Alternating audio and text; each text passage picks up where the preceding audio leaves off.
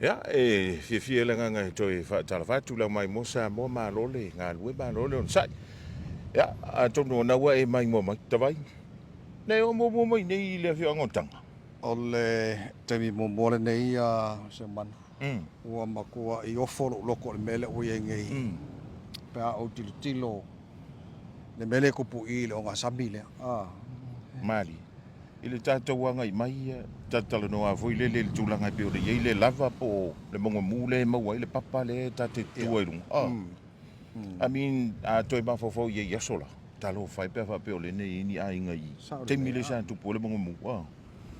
Wa ta o le lava Seumanu o le kaukile I o ile a fia anga tonu. O le a tala no le lava pe kalangoanga I o po le laitu watu o kakio e kai hao. But it looks like I lau tilo. Nga fa so polia umbal nei tu o le moteli sala fai ina lava ia kau sanga o lele o mai o le ata antole na ile mai mo mai le atu no o le o matu nei la fi anga tanga le moteli sala fai o le mel nei o lo fa ngai fa ngoina o le Alofaaga Blowholes yo ke no po o le abul multa ile le fo ile fa ngoina nei mata anga fo lele ile kapisa mai o le sami I puye o mai ia le ia sami a Seumanu ia tu so a ele fa tete o lo no winga ia o lau tatala no muli ale o lau tafa muli foi le pe pa u kongu yo ia wa sila ku ia sa lu ngol ngalu pe o ngaku le mai ia ngali vai ai o kai o saule ki o lo sa ile pe ai o mal taimile nei masalo po o tanu mia I lalo papa ile afi anga lava na o lo il tatu Alofaaga Blowholes le ata tolanga sole makau ki il ngai me sole ai le kasi ele kasi pu le sa sole makau kia sole o mai mo mai le tu no so se tafo nei ke lope awane I misi ya te oelo o fio mai nei le afi anga tanga le motele sala fai ola mai mo inga kula e ke ku ala lungal papa le se me ke pala yai ola e mama yaku se ka ko fakar kan pala se kamila la pipisi mai fa fode ui oi ela e fiororo ngai laka vai me o so yo le oi ele felolo o ma ko ia o fa se e Tavai mra o foi fai ka ngalu foi ia sala ui o so le ngalu longko dua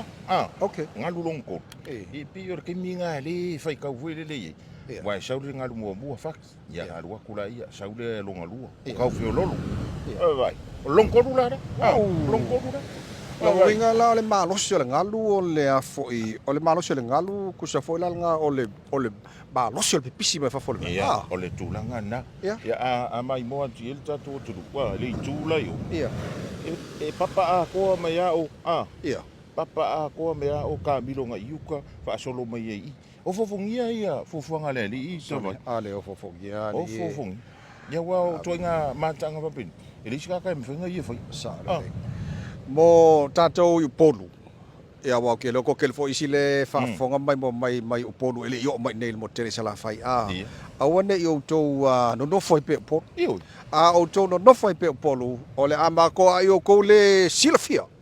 le mea o lo pipisi mai le sami pe amal ka longkot wa ngalu longkot okay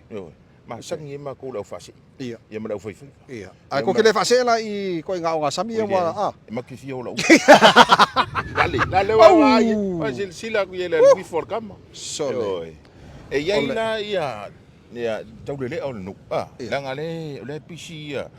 ka le foi le wala fa matango fi no le fio anga tanga ia mole tatu tu ta silva so e la le polu nga ma popo kamala nga ku kongi sole e ka ilo ai fanga pomo foi e ka wari velo como ai ko sawi lunga ele ia la pe le pu a kula ele popo ai ko ilo kamo ka lo fa e ke ko fo ai la popo nga le nga ko ko o le vai nga matango fiele na Alofaaga Blowholes le mai mo mai le tunu e so se tafo de ke lope o fanga solo le mai mo nga le radio Samoa e le nei fo I va ya so le motele sala fai o ka so le ka ke ma ofa ngai me o lo tono motele sala fai na to fa manatu ele me se me ko fai fuar ka mi ngai fa mon mole o to wa ngai mai tai o le fale o la ye ko ko kongi le mani to to mo mon mani o le o kalangua ma ko ngi le mukile Tavai le la Ili o le foi ki nga luma papa e nga lulu e foi le awa ia wa sila kui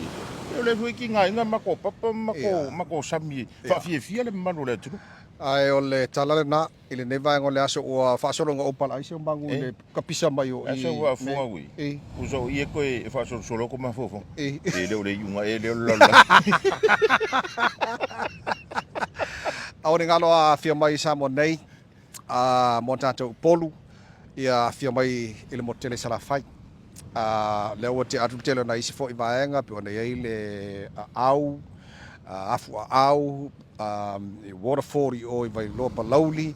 ia mana ora la papa la fia anga o ngā Tavai le lau mako ngai le fia ngotanga fia lolo afasi umbi o le vai le nga mako drive mai ai le lau mako ngai la fia ngotanga ia o ngai mai manga mai ai le ko afia mai pe afia mai mo to mai moina ne vai ngai la kikia se mako kala ai kele pe au ko mai moina nei vai nga mata ngo fia o le si vai nga Tavai tauna mo walunga le Tavale a mai lo wainga ona o wala ia nga i mei tono tanto ai me shala i tanga e mana mi le Tavale foi le mawale fo wili ya mo foi le Tavale mo walunga ai le o le taxi foi le mo wala a kumula ka banga ai sawi e nga kai du mai o le ola kele le maka ya e pe o tulanga ya mo le toi foi mo le nga fa tai le tato fa le Tavale mo na rentals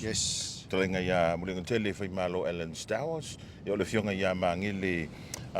dan le ngai Samoa ya mo le tato Tavale foi ya o lo fa nga ina wa ya fe malanga inga radio sam lenga te leo le tautua fo el Pacific 40 malo fa tain pu lenga malo fa inga wenga lo fai on of so mai ila unatu nei fo ia fa sa longa radio Samoa e Savai'i nei o ngalo afio mai mo tele sana fai beautiful Savai'i a fa wa tatu mai bonga tautua mo radio Samoa for lima iva tolu amo